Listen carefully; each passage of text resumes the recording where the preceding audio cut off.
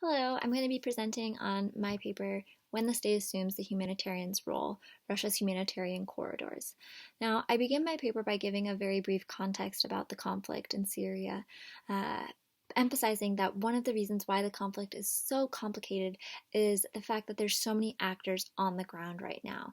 This is a conflict that doesn't have just two sides, but rather three, four, five sides with various end games involved.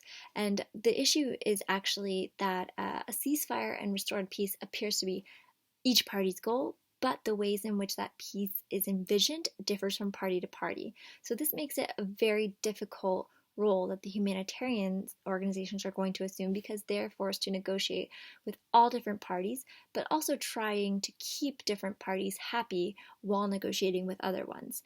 So I use this as a jumping off point to look at when the state tries to assume this humanitarian role, thus going above the humanitarian's role.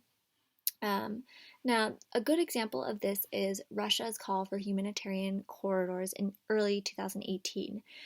We can look at this move by Russia immediately and say this was never going to work. Why? Because this humanitarian corridor was not negotiated, but rather implemented.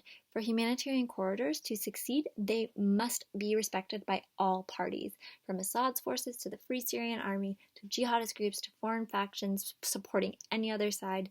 This was not happening. This was not the reality. Russia implemented this instead of negotiating it. But how do we know that this call for humanitarian corridors was politicized and not just Russia acting out of the goodness of its heart? Well, we have three ways of seeing this. One, the enhanced geopolitical positioning that the humanitarian corridors would provide Russia as backers of Assad. Two, the ability for Assad to use this as justification for further violence and political manipulation, that is, providing ultimatums to citizens to either get out of eastern Ghouta or be considered terrorists and against the cause.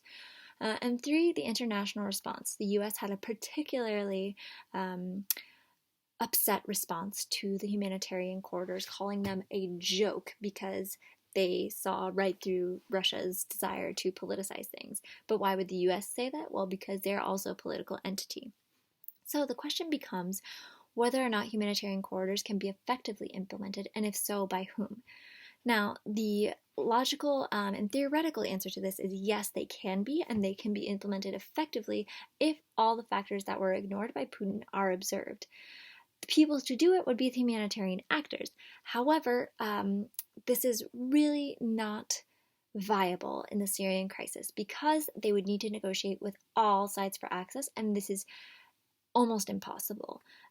Thus, there is a disconnect in how humanitarians can act versus the ways in which they're being allowed to act in Syria.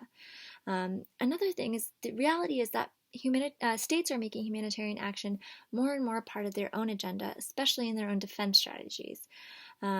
But when humanitarian corridors are politicized, I make the point that confusion is not just a risk or a possibility, but rather a reality.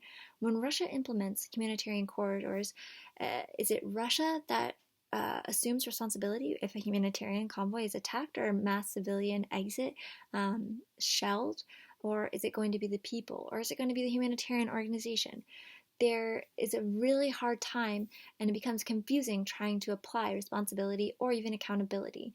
Now, there's a legal distinction between those two concepts. Responsibility is going to imply obligations and state obligations to uphold, whereas accountability is going to be accounting for state conduct and justifying state conduct.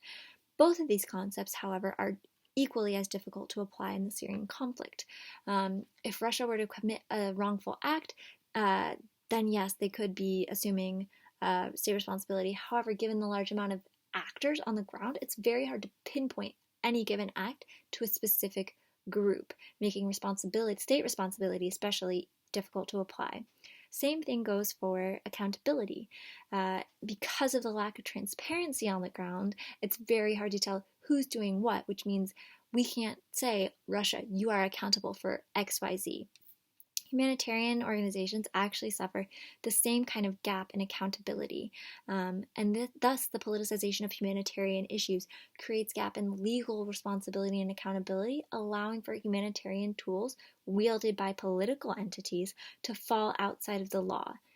Thus, When non-humanitarian actors implement humanitarian tools, unavoidable confusion negates any viable benefit that humanitarian tools may afford.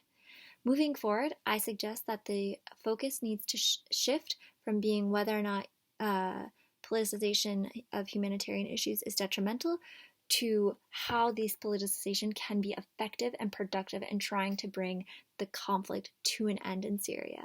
And for now, the humanitarian corridors is not a way to do this.